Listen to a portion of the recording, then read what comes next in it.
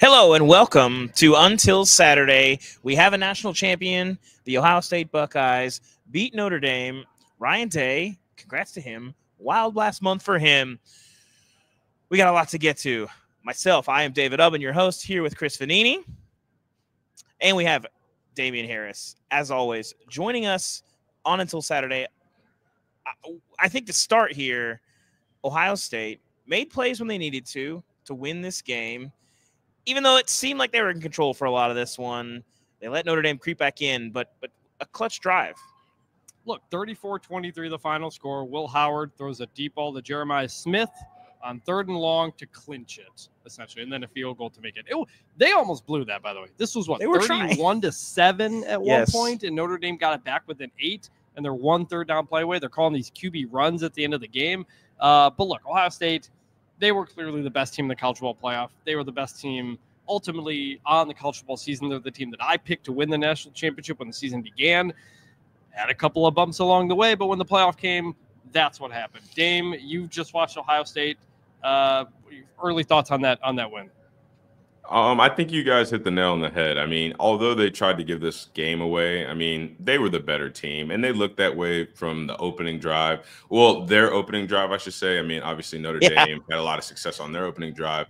But one thing that really stuck with me, this was at the start of halftime when they interviewed Marcus Freeman. And I love the way that his team responded, but he made a comment where he said, well, the stage shouldn't be too bright for us. Well, it showed that it was in the first half, and Ohio State was just the better team. They had better players. I felt like they outcoached Notre Dame in certain parts of the game. Like, it was a total team win for Ohio State, and they deserved it. I mean, you guys, Chris, when we interviewed Chris Fowler, he talked about this season was defined by one word, and it was redemption. Two teams that had to pick themselves up off the mat and find a way to muster their way to a national championship, and both teams did, and they fought incredibly hard today, but it was Ohio State's day, like it has been the past couple games they played in the college football playoffs. So hats off to Ohio State for winning another national championship. Yeah, but by the way, we are live in the Westin in Atlanta at the Media Hotel. We're not at the game, but we have a lot of people at the game. They have a lot of coverage on theathletic.com. Yes. We have the game over on the TV right over there. Saw Ryan Day jump into Jack Sawyer's arms again. Ryan Day had said he got a lot of crap from the defensive players at Ohio State when he did that against Texas, but they win the national championship. They're going to do it again. Lou Holtz watched the game. He was there in the crowd. They showed him. So I don't know if Ryan Day said, I want to know where Lou Holtz is at, but he probably knows where he's at. He just watched Ryan Day win a national championship. If he points anywhere in the stands, I'm choosing to believe he's pointing at Lou Holtz. to me, though, the story of this game, Notre Dame wanted to play man. Well, that's a problem when you can't cover. And in the first half, Ohio State gets 3 possessions. They score 3 touchdowns. Notre Dame offensively was kind of what we thought it was going to be. You have a sharp first drive. You're kind of struggling to move the ball. Riley Leonard, post-vomit, -4 yards for this offense in the first half. Yeah. You rally late, but if you can't get a stop, especially in a game like this, you're putting yourself in a pretty big hole. And I thought defensively they were really slow to adjust. In the second half, you saw a little bit of those adjustments, and obviously you saw Notre Dame play a little bit better, and Ohio State play a little conservative, not all the way that last round. Mm-hmm. Well, not as much as the last 6 minutes, but to me, Notre Dame lost this game because it couldn't cover in the first half. Yes. Yeah, no, I mean, well, they couldn't cover and they couldn't get pressure. Yes. That's why you have the all-out blitz at the end on that 3rd down and long. They throw it deep to Jeremiah Smith. They couldn't get the pressure that Texas was able to get in the Cotton Bowl. And when you can't get that, the man coverage just it wasn't working. The linebackers in coverage were not good. Chip Kelly and Ryan Day were scheming up some really good stuff. That touchdown pass to Jeremiah Smith where he cuts back in the backfield, goes back out. Same play that Alabama ran in the national championship I was going to say against Ohio State in 2020.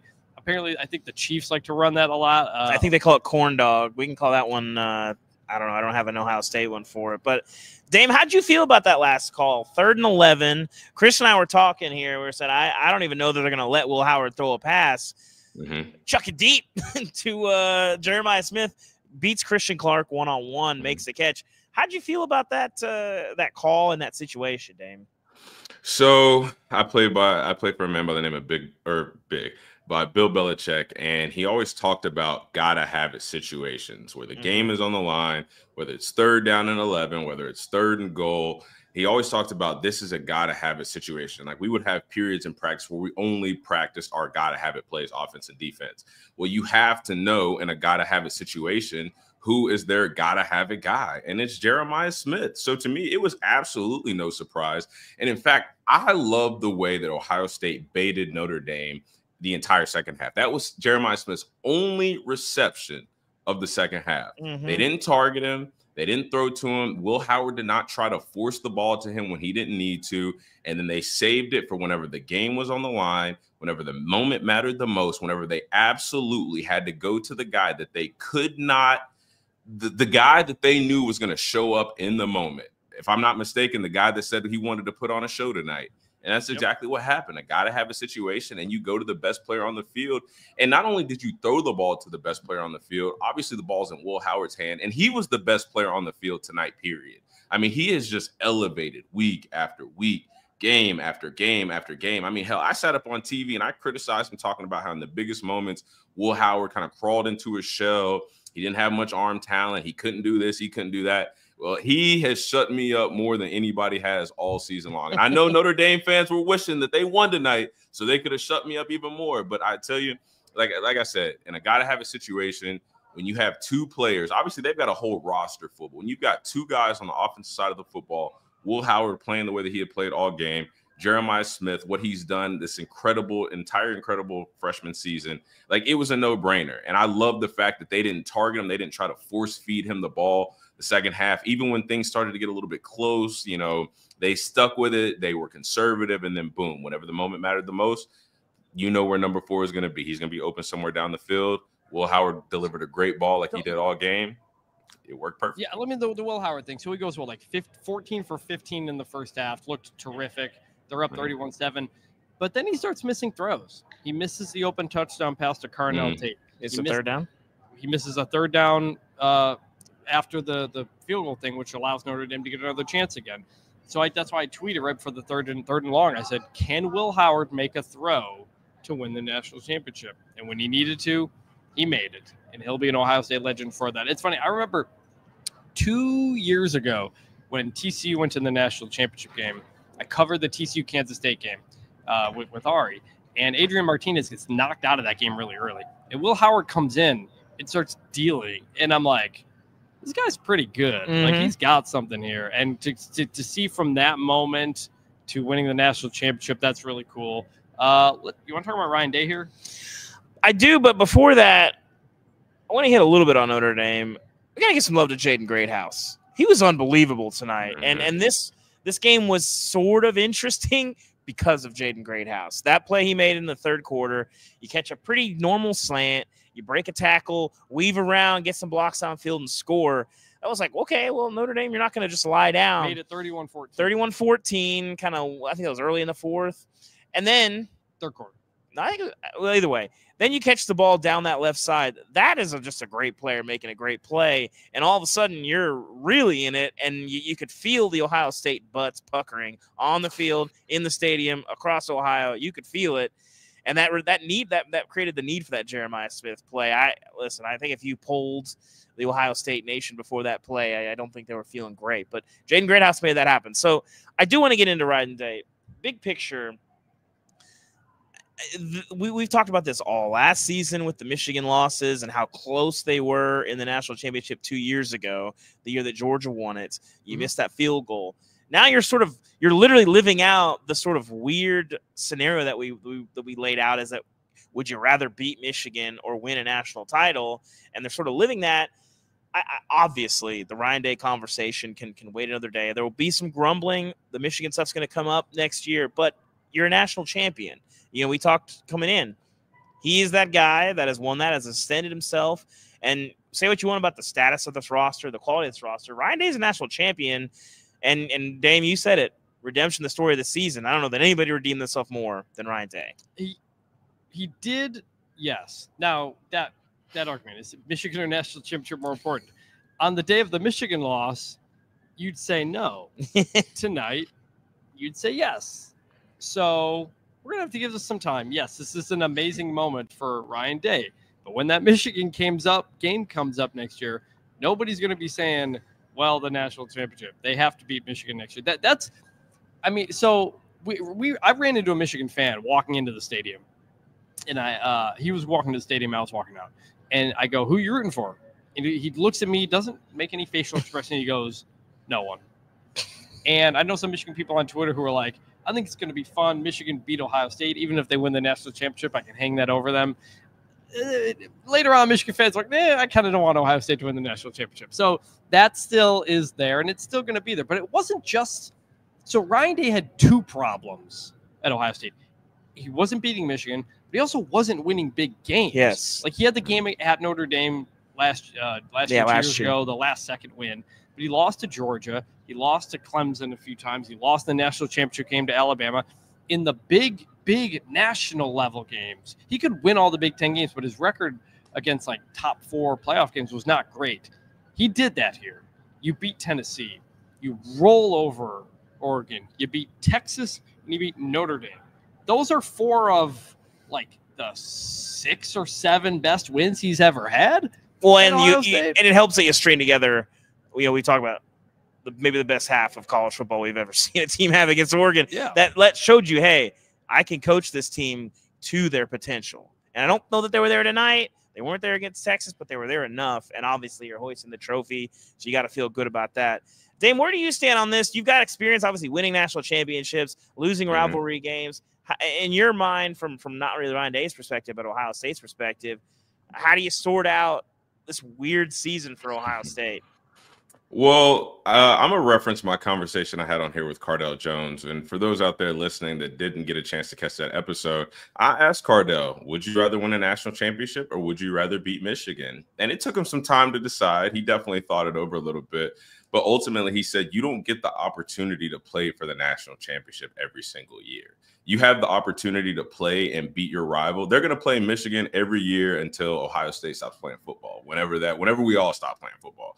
But at the end of the day, it takes so much to get to a national championship. It's not just about having a $20 million roster. It's not just about having some of the best coaches on the coaching staff, guys like Chip Kelly, guys like Jim Knowles, guys like Hartline, the wide receivers coach. It takes timing. It takes a little bit of luck. It takes some resiliency. It takes so many things, tough lessons, big wins. Like, it takes a lot of things to get to a national championship. And I agree with Cardell 100%. Like, I would much rather win a national championship. Because, I mean, the same thing happened to me. Like, the year we lost to Auburn, we lost the Iron Bowl, but then we went on to win a national championship. And then all of a sudden, the Iron Bowl didn't really mean anything anymore.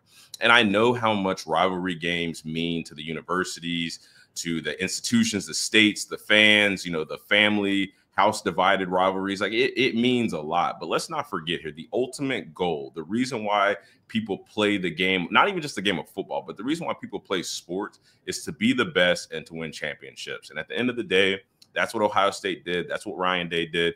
Chris is absolutely right. They're still going to visit this Michigan record. They're going to visit that again next year. Like, he's got to beat them next year, or else we're going to be having some of the same conversations. But at the end of the day, I sat up here and said, I would not change my opinion on Ryan Day until he did one of two things, which was beat Michigan or win a national championship. Now he's won his national championship, and I'm fully on the side of national championship trumps rivalries. Because at the end of the day, they're going to ask you 20 years from now, how many times did you beat the team up north? Or people ask me, how many times did you beat Auburn? At the end of the day, you know what I tell people when they ask me about how many times I beat Auburn? I tell people I played in 4 national championships and won 2 of them. Because that's they don't give you a ring. They do give you pants for beating Georgia, but they don't give you a ring. So exactly, they give Ohio State players something for beating Michigan. True. And none of these teams are going to have that. That's going to hang over them forever. It just it will. Won't have it. So going back to this game though, that Notre Dame first drive, man, like almost 10 minutes. I was concerned for him. Riley Leonard's got like 8-9 carries. I was like, whoa. Like, I know it's the scripted drive. It's the first drive. You know Ohio State's going to adjust. But they got punched in the mouth, Ohio State did. And I was like, well, maybe Notre Dame, like, they showed me something here. What did you think? You can't script pushing guys off the ball at the front. And Tyleik Williams and those guys were not having the greatest time. And we kind of expected, we've talked about it a lot this season, when it's short yardage for Notre Dame. Run 230 pounds of Riley Leonard downhill has been about as reliable as it goes. It's the closest thing in college football to the tush push. And it was working like a charm until it wasn't. And I think one thing we haven't talked about is Jeremiah Love. A lot of talk this week about, hey, I'm healthy. I don't know if he retweaked his knee. He didn't have the brace on today. He was a non-factor in this ball game. He had 4 carries for 3 yards, 2 catches for 5 yards. Yes, not a factor in this game. And how much of that is game script? How much of that is health? I don't know how much of that is the offensive line really struggling. But I do think when you're in those situations, as reliable as Riley Leonard has been, I don't know that it was in the game script that said, hey, after the first drive, let's make sure that Riley needs to puke in a trash can on the sidelines. So you could sprinkle in, hey, let's give it to Jadarian Price. Hey, let's give it to Jeremiah Love. And I think they probably knew he wasn't quite what he would like to be coming into that game. Dame, when I don't know what you saw from him, the touches he had, or how hard it is to play when your knee is kind of tweaked like that. How big of a deal did you feel like that was for him and for Notre Dame tonight? It was a huge deal. Based on the level of talent that Jeremiah Love has, the type of player he is, the game breaker he's been for Notre Dame's offense, I would have to believe that he just wasn't 100% and they just didn't feel comfortable putting him at risk. Yeah. But I think that definitely could have been something that would have turned this game in a totally different direction. If you have Riley Leonard being able to, have the QB runs, like we talked about earlier in the week on the pod, like that is when Notre Dame is most successful, because then when you got all eyes on Riley Leonard, then Jeremiah Love busts a 60, 70, 80-yard run, And then even with the plays that JG Greathouse made, like if you could just added a little bit of Jeremiah Love, that could have made a world of a difference. But obviously not having him, that's a part of this season. That's a part of the longevity of the year, especially with teams playing more games now with an expanded system. Like it's a nature of attrition. Like who is the healthiest at the end of the season? And Ohio State proved to be one of the healthier teams. So, that was an unfortunate lack of production from Love, because he definitely could have helped them out. But I want to talk about the backs on the other side, because my twin, because what's crazy? How did I just now realize that me and Quinshon Judkins, like if you, Ubben, just get rid of his half blonde, half black hair, if you look at us, we kind of look like cousins. Like a little bit. I can see it.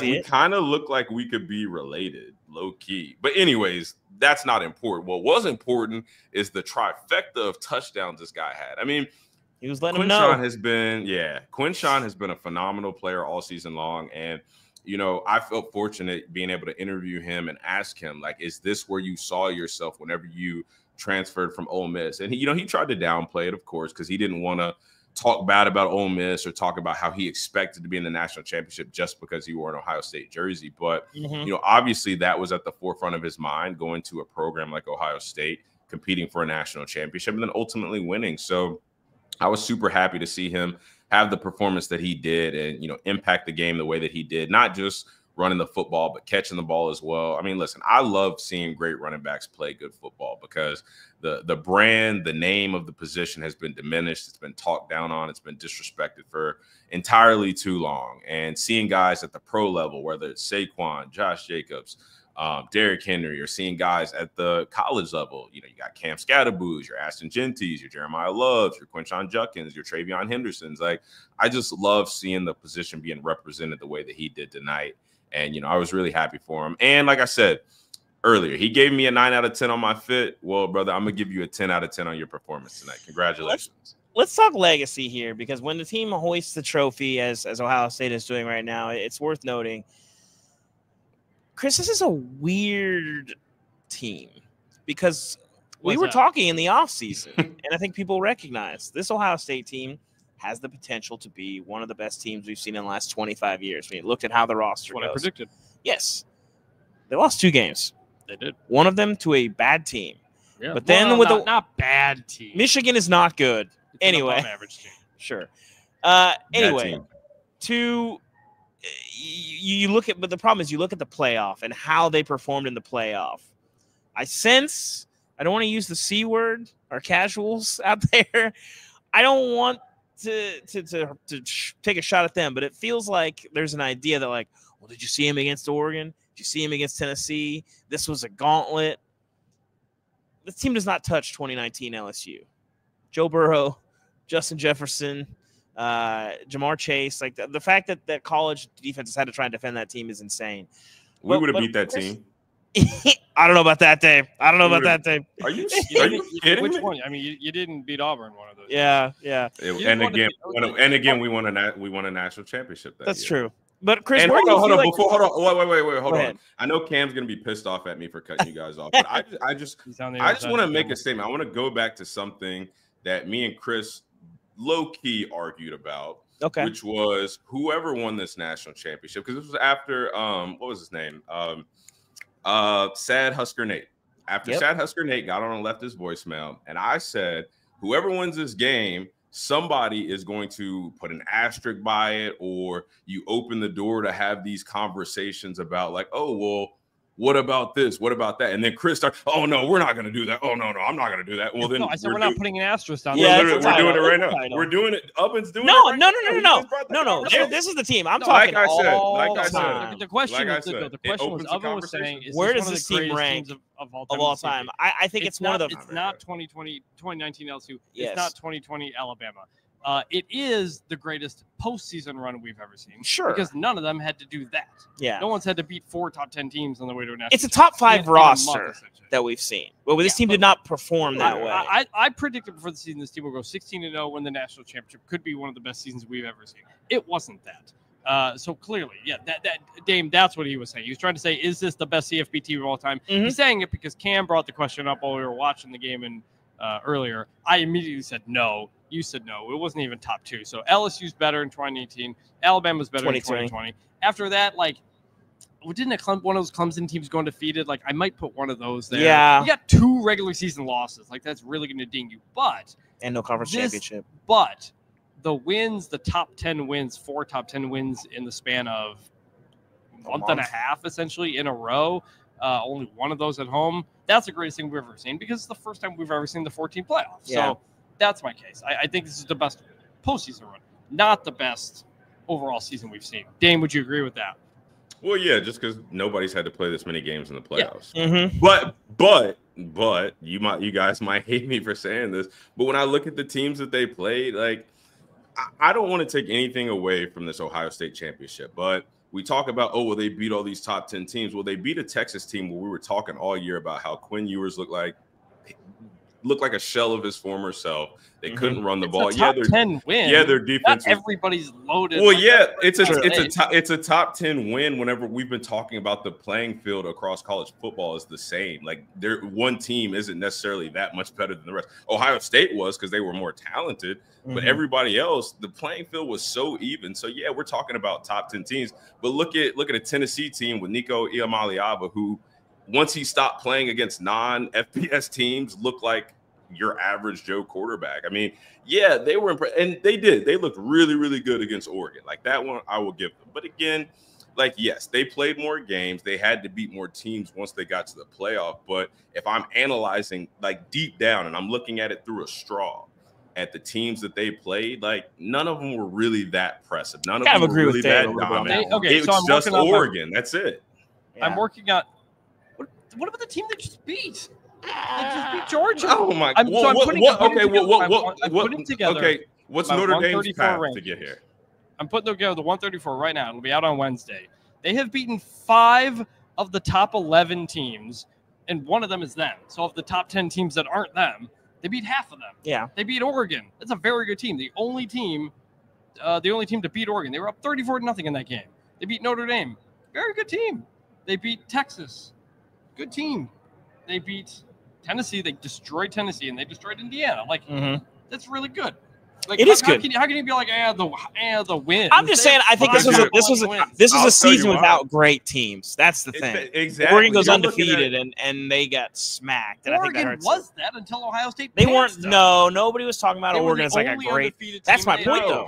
We had the same conversation about Oregon and when they barely escaped against Wisconsin. Like again, Chris, I respect your rankings and I respect everything you're saying, but I think that you're looking at it from like a 30,000-foot view, whereas if you look, like I said, if you look at it through a straw, and then like if you don't compare Texas to the rest of college football, and you just look at what they did and how they performed every single week, you can look and say that's not a great football team.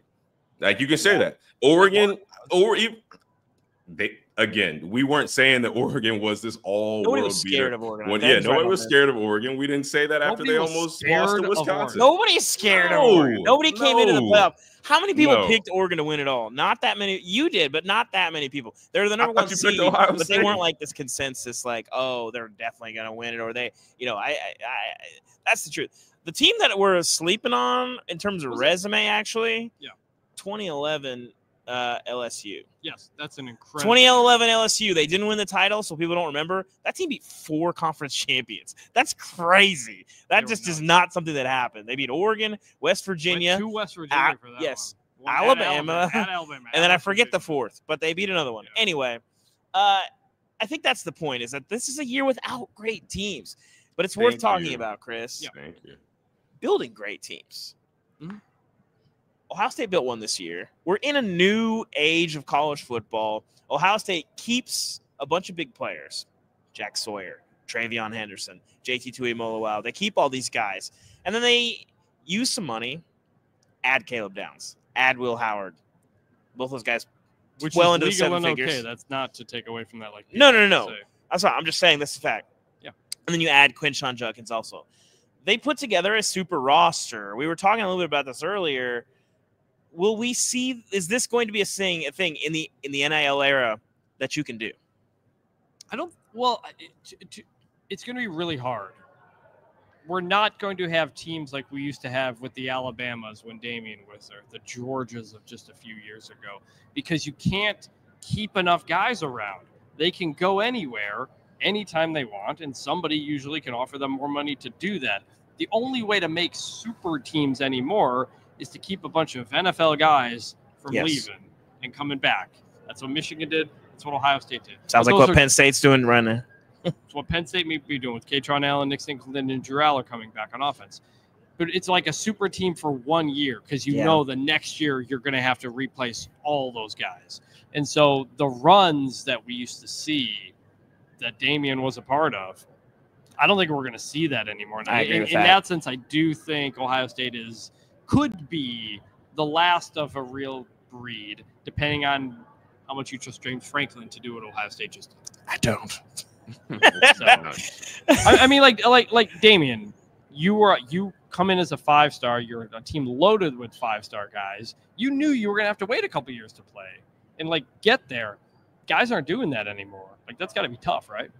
Yeah, the culture is gone. I mean, I think, and again, I always have to be careful of my words because this isn't to say I dislike or like the 12-team playoff, but the 12-team playoff, NIL, transfer portal, all that happening at once has essentially disintegrated the culture that was built in college football, the brand, the mantra of what that is, which is building great programs, getting good players, developing them for at least 3 years, hopefully 4, maybe even 5, and then building championship culture. Like that we won't see that in college football anymore. It's not going to be which team has built the best culture, which team has the best foundation. It's going to be what teams went out and got the best players to fit their system. And like I said, it takes a lot of things. It takes more than just players and coaches. It takes timing. It takes a little bit of luck. It takes a little bit of lessons being learned at certain times. So, just the overall genetic makeup of what college football once was,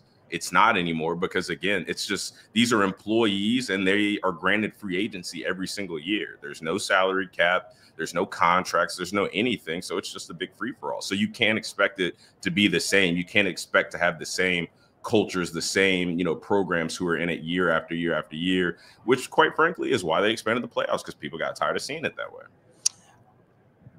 The Big Ten, consecutive national champions. Worth noting, 2 current members of the Big Ten played in last year's title game. Notre Dame, a spiritual member of the Big Ten. They're a member of the ACC. Yes. I know they try to say they're independent, but they're anyway, half pregnant with the ACC. Back-to-back Big Ten titles. First time since Michigan State in 65 and 66. We're not counting Nebraska. It's complicated. They were Big 8, Big 12. It's the whole SEC legend Vince Young thing that happens in college football now as is. Ohio State cranked up the money machine. They were a little bit slow in NIL. They weren't one of the early adopters. Oregon has built their program. But when you look at Alabama and Georgia, the teams with the most talented rosters, they just don't have the same money on their rosters and the same quality of rosters, frankly, if you just watch them, that Ohio State has this year. And to some degree, Michigan last year. Michigan, that's a different conversation. Well, I think the question is sustainability. Yeah. I think the future will be Alabama and Georgia get tired of losing, crank up the money machine, and I think that this turns back to something a little more Southern because I think they care more. The flip side of that is there might be more money in the North. We'll see. Where do you stand, Chris, on where this goes moving forward? Well, look, Alabama, if you go by 24/7 sports team talent, they were number 1. I think Georgia was 2. Yes. Alabama might have been the most, like the highest number they've ever had in the history of that thing. Like the talent's already there. The coaching and the Jalen Milrose playing all that stuff. That's what wasn't there. Michigan is now playing the money game. Yes. In a way that they weren't under Jim. $10 for Bryce Underwood. Which is kind of, well, allegedly. We don't know that for sure. But yes, that's how they got him. That's how they got Bryce Underwood, who was right nearby. Michigan is now playing that level and playing that game under Sharon Moore in a way that they weren't before. Oregon's there, Ohio State's there. Some of the others, Nebraska, yeah. They got Dylan Raiola. So, like, Big Ten, I don't think the Big Ten's going on an SEC-like run here of 6 or 7 straight national championships. That's not going to happen. I think it's just an example, as we've talked about. It's kind of the Big Ten SEC are a bit more even now for different reasons, and that's where the talent is. So I think that's what that is. I want to go back to the game real quick, though, because they're playing it on the TV, and we didn't get back to this. Notre Dame's decision to fake a punt when everybody says you shouldn't punt, and then the decision to kick a field goal snap down. it to Steve Angeli, throw a quick little 5-yard out that's tightly covered. It was dropped. It the throw wasn't great. Tough probably play.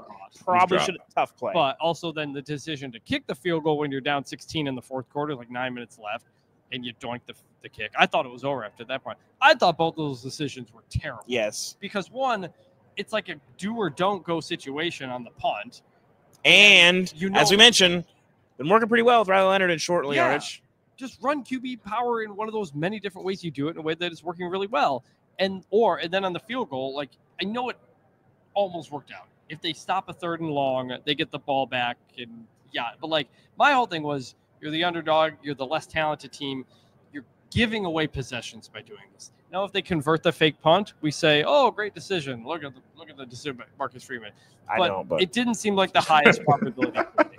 And the decision to kick, if they make the field goal, who knows what things are at the who knows how things went at the end. But I thought those were 2 decisions by Marcus Freeman that hurt his team's ability to win the national championship, even though they almost kind of got back in there. It's tough because I think you're right.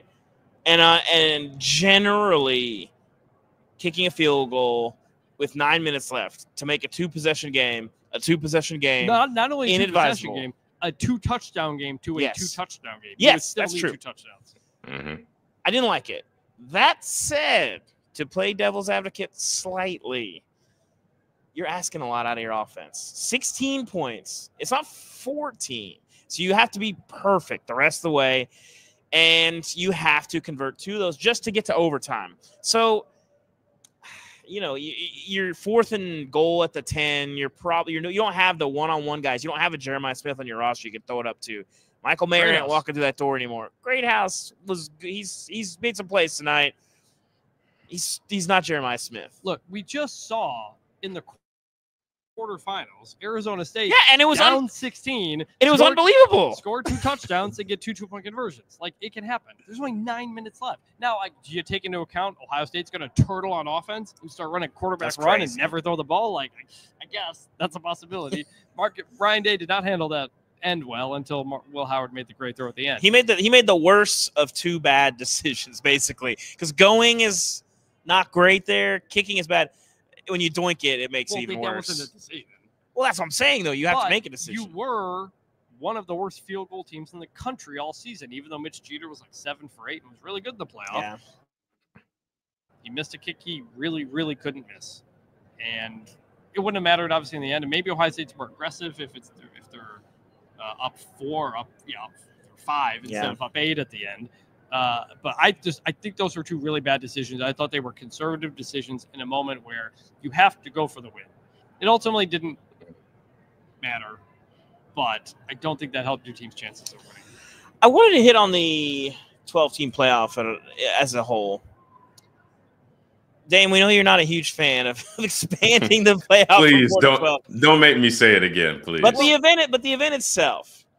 Mm-hmm. What did you think of the formats, the games? What was your kind of biggest takeaway of the first time we've seen this in a sport that's never had a postseason like this? The 12 teams is too many. Point blank, period. 12 teams is too many. No. I like 8 personally. I think 8 is good, and I know think it's not, but I'm just saying. We have to compare 12 what we have now versus 4 that we used to. I know, but I agree with him that 12 is too many. If we had a national championship game, of we don't know if Notre Dame would have made it in a 14 field because it would have been really close. They didn't penalize Penn State because they knew in the 12 team that it was a different thing. In a 14 field, they may have and put Notre Dame in there. So Notre Dame still could have made it. Would have had Notre Dame, Oregon, Penn State, Georgia. We're probably or Texas. Texas. Oh yeah, Texas lost. Yeah, my bad. So you're probably having an Oregon Georgia national championship. Or no, Georgia's not beating those teams without Carson Beck. They're not beating Penn State. That's who they would have played. No. Not Penn State. Who was 3? It was. Is that Texas? Well, it would have. The rankings could have changed a little bit. Regardless, another Georgia was not 12 teams is too many. Yeah. We're trying to decide. Chris, what was your takeaway from? If this was an Oregon Georgia national championship 1 and 2, would you have felt better about that than based on the tournament that we got? I don't particularly care about where it ends. I don't get that invested in it. All I want is every team with a claim as the best team in the country gets an opportunity to prove that or not prove that on the field. That's all I want. The ending, I don't care about like how does it play out, who gets end up at that'll decide itself on the field. The thing that enraged me about the BCS and the 4-team playoff is teams like UCF going undefeated. Back in the day, Auburn, believe it or not, the TCUs of the world, the Boise's of the world that have these great seasons, and they just say, congrats, go enjoy the Fiesta Bowl. The other guys are going to play that was un-American. Well, they didn't play nobody. They didn't play anybody. Well, still, but that's what I'm saying, though. They should get a chance to play, buddy, because teams wouldn't play them. We were just at the College Football Hall of Fame the other day, and among the class, Justin Blackman, wide receiver at Oklahoma State. If Oklahoma State doesn't lose that game to Iowa State, the entire history of college football is different. True. Because that is what gave us the Alabama-LSU rematch, and that's what gave us the 14 playoff, and then eventually the 12-team playoff. Like, that's what all the big – yes, I'd love to go back to the days when winning the Fiesta Bowl was like a great thing for your season, but the reality is we weren't there. Mm-hmm. Players were opting out like crazy in the 14 playoff. Ohio State players are opting out of the Rose Bowl, which as a kid who grew up in the Big Ten would have never happened. Yeah. You had to expand it. You had to go to where it was. And I thought this playoff was awesome.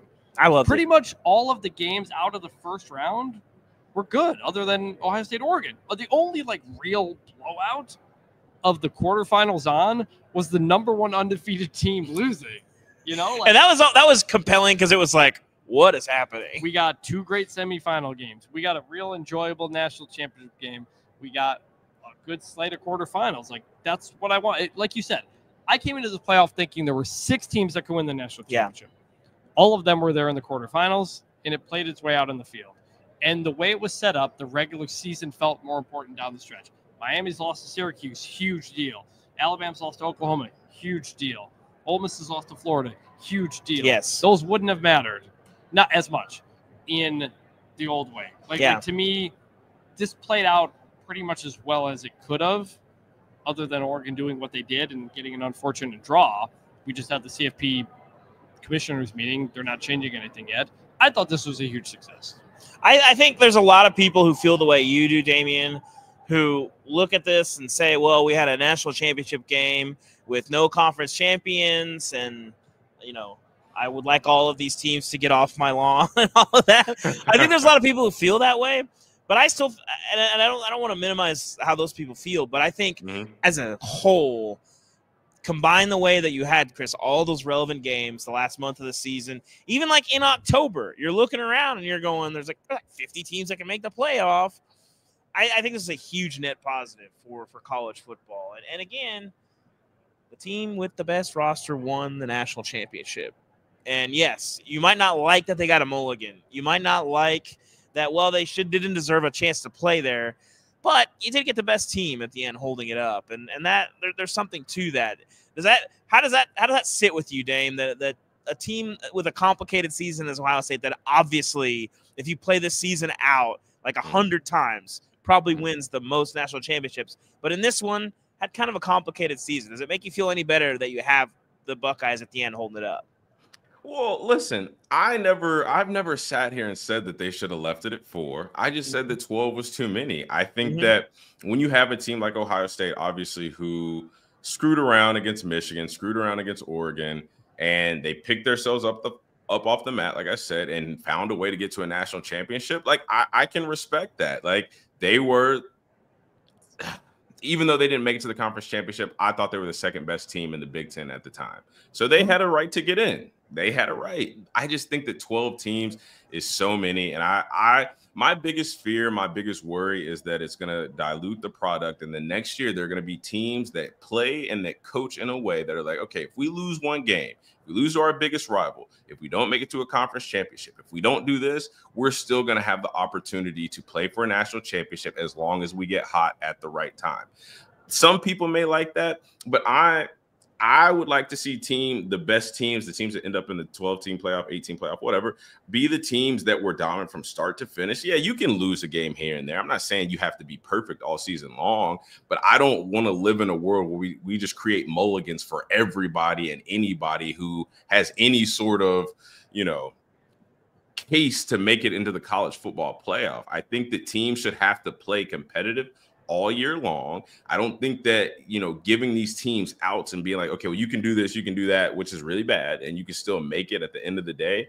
I just don't like the precedent that it's going to set going into next year and then potentially the year after that and potentially the year after that. I just think, like I said. Yeah. So let me just explain why it's not an 8 team that you would want, that a lot of people would want, because they had to expand from 4. That's where you're at. So where do you go from there? Well, you can go from 8. But if you go to top 8, most of the other conferences didn't want that because they knew it was going to be all SEC Big Ten teams. So you have to do something to let them in. You can't do 5, 6 automatic bids and 2 at-larges because the SEC doesn't want that. So the compromise that they came up with was 12. Conference champions get in, your SEC Big Ten teams get your at-larges, and that's where it's at. I like 12. I do not want to go to 14. I do not want to go to the play-in games out of conference championships that you like, and that ACC Commissioner Jim Phillips mentioned is like, it's something we're thinking about. So we may be going there. But the reality is conferences are too big. Conference realignment sucked. I hate it, and it's going to continue to ruin the sport. Ohio State.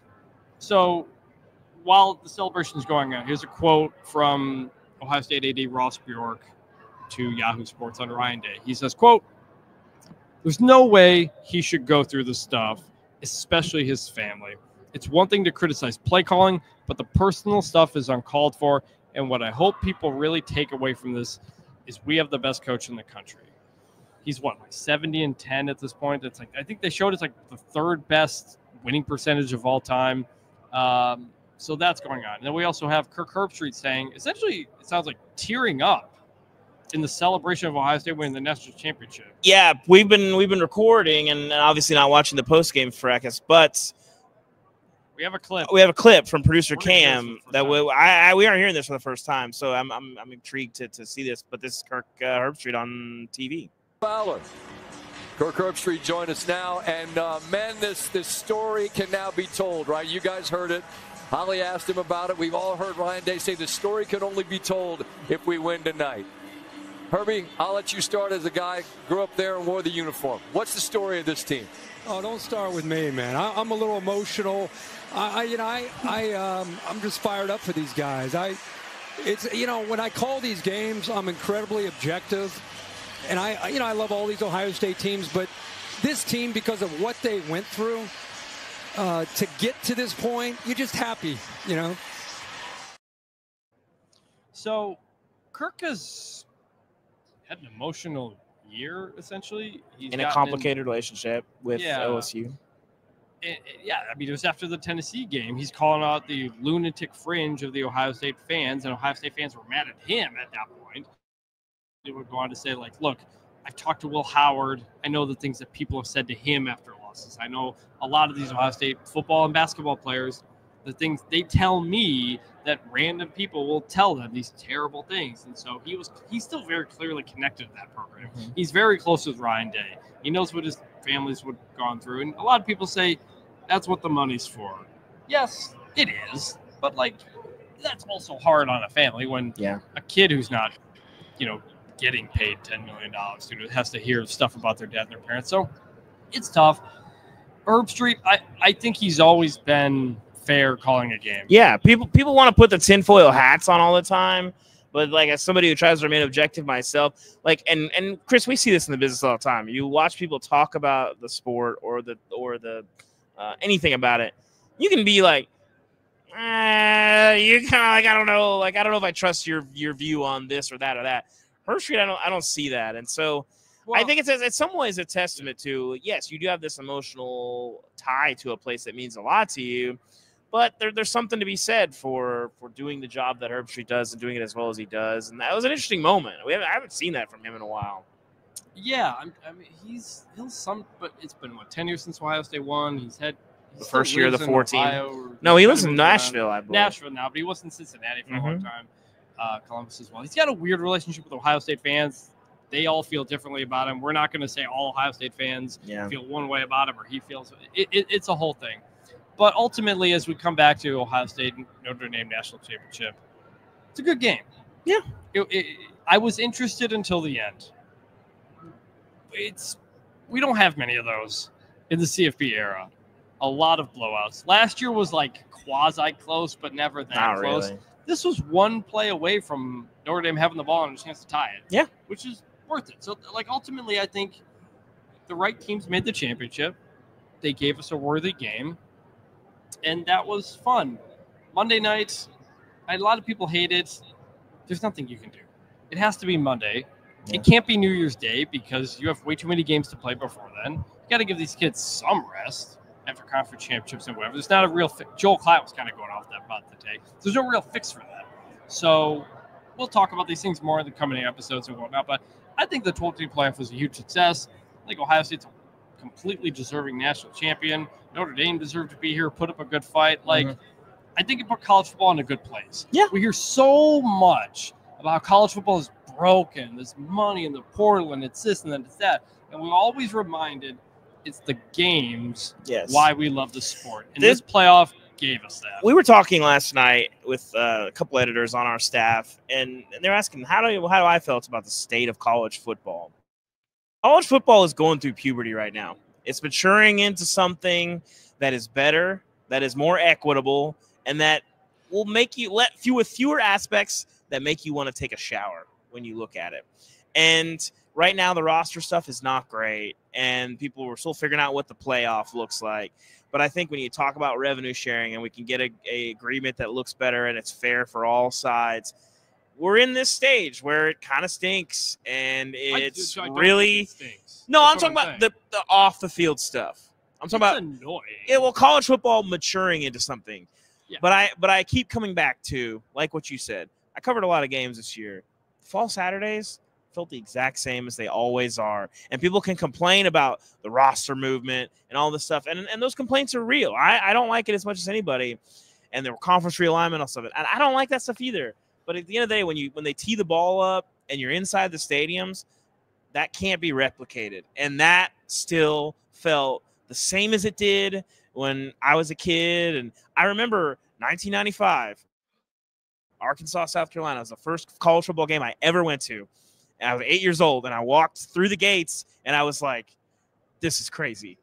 Still feels like that. And I think, especially in the places where college football matters, it's always going to be like that. And I still really believe that because it's so culturally ingrained to the places that love the sport. It's not the NFL. We don't want it to be the NFL. All the three of us visited the College Football Hall of Fame the other day. Awesome. And it so much feels like college football. So, Dame, as we wrap up here, Any final thoughts on the game, college football, the whole thing? Go ahead. What were your thoughts? Yeah, no, I thought it was a great game. I mean, two great teams. Two teams, like I said, had to fight through a lot of adversity. They gave us a very compelling game. Now, listen, had Notre Dame not got their stuff together towards the end of this game, I would have been on here talking a lot different. I had a lot of stuff on my mind ready to Notre Dame. They got off the map, and I want to say that getting off the map. The way that they played tonight was very symbolic of how they've been all year long. They bend, but they never break, and they always keep themselves in. Obviously, talk about NIU, whatever, but they have battled through a lot of things, and they got to the point where they did. So a lot of respect to Marcus Freeman, a lot of respect to Riley Leonard, Jeremiah Love, the entire team, because they had an unprecedented season. They had an unprecedented route. They proved a lot of people wrong. They almost proved me wrong. I'm not going to say but Jeremiah Smith. Wait. Dame. Did Notre Dame tonight prove to you that they deserve to be in the spot? I would say for about 15 minutes, maybe. Okay. About 15 minutes. Yeah, I can't say. Yeah, 10 of those being the opening drive. Chris, I got high standards, bro. Like you said, like you like to allude to. I played for 4, man. Like I got my standards in my hand. My standards are high. They always will be. But that's why I can also sit here and appreciate what they battled through all season. The fact that they came back from being down, 34-7 at one point, 31-7. 31-7. I can respect that. Like it takes a hell of a lot to be able to do that. I've never done that before. So I respect everything that they did. But I do want to revisit the conversation you guys were just having about, how college football still feels the same whenever you turn it on Saturdays and everything. When you look at it from a brand perspective, I would absolutely agree with that. When you just talk about college football as a whole, yes. What I am worried for, and again, I know I said, the 12-team playoff, I'm worried about, the precedent that it's setting. I'm just really worried about these kids because they are being put in positions and they're being allowed to do things that don't align with the values and the principles of how the NFL works. They don't align with how life works. If you're not having success at your job, you can't just up and go to another job just because you can expect them to pay you more money. Like these kids are being put, unfortunately, at a disadvantage with all of the turnover that's happening. I'm all for kids getting paid. I'm all for kids having another opportunity or a second chance at another place when they really need or deserve it. But I just think that everything that's going on and the kind of no holds bar, like Royal Rumble style that college football is right now, I do fear that it's putting kids at a disadvantage when it comes to being businessmen whenever they transition from the college level to the pro level, because they will be signing contracts that they cannot get out of for at least 3 to 4 years. Financially, like what are we teaching these kids? Are these kids like, I don't want to ramp and harp on it too much because again, the brand of college football is intact. When you turn on football, it looks the exact same. The sights, the scenes are the exact same. I'll really be interested to see the numbers and the viewership for this game because I'm sure it was really, really high. It was something else that we had talked about earlier during the week. But I do just worry about the kids a little bit just because I feel like the landscape is kind of allowing them to get away with things that they're not always going to be allowed to or be able to get away with in the future. You know who you sound a lot like? Your coach, Nick Saban. the guy we caught up with briefly at the Hall of Fame. By the way, thank you to Kimberly with the Hall of Fame for giving us that. You got to introduce your son and everything. I think you're right, Damon. I think there's a point there. I think not only the sort of the lessons of like, I don't like the guys that are, 3, 4, 5 schools. If you need to find another opportunity, that's one thing. I think the more concerning thing is I think that the scholarship has not been enough for a few decades in the sport, but you still got to get this. You still got to get the degree. And I think it's getting harder and harder to graduate. And these guys are leaving college without a home, a place that calls them, hey, you're one of ours. And that I think is missing. And then that I think is a real concern. I think my concern is the kid. One more thing for me. We didn't really talk about Notre Dame. Just so many injuries. Yeah. The offensive line was banged up. You lose Riley Miles. You lose a cornerback earlier in the season. I wish Notre Dame would have been full strength. It ended up being a competitive game, but I think they would have had a chance if they had everybody. Yes, Ohio State was missing some offensive line guys, but that's ultimately the college football playoff. That's the 12-team playoff. It's a war of attrition. And Notre Dame, you did yourself well. Ohio State, you were well deserving of the national championship. And we have one more thing on this episode that we saw in the Hall of Fame. and we knew we had to get it specifically for this podcast, specifically for this show. David, I'll let you take it away.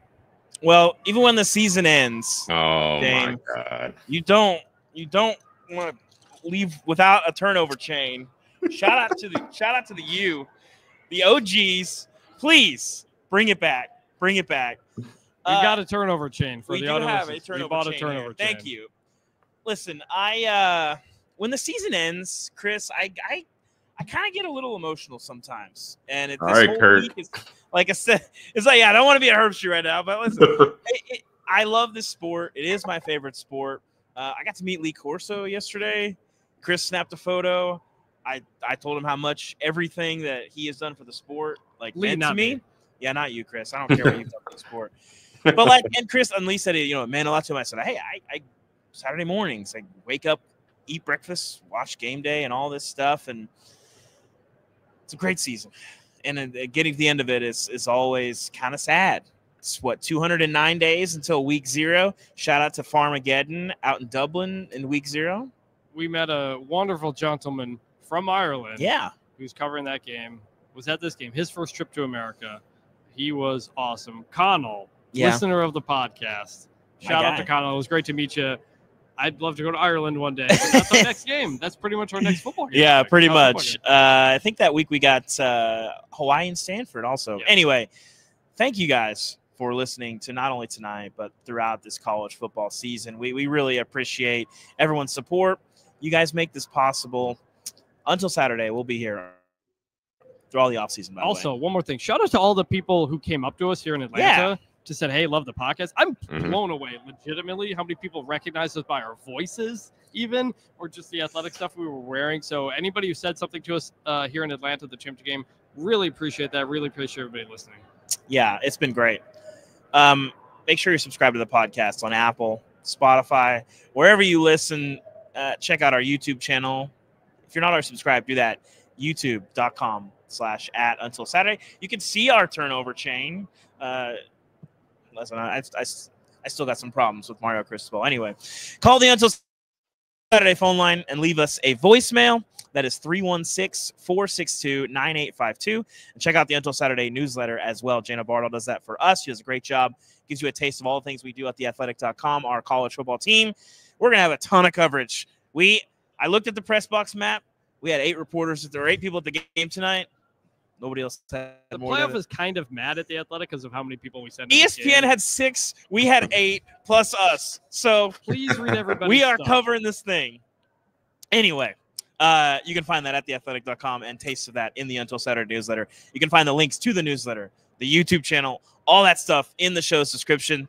For Damien Harris, Chris Vannini, I am David Ubben, and for the last time this season, and really as real as it's ever been, please, Miami, next fall, you got 209 days. Bring back the turnover chain. We'll see y'all soon.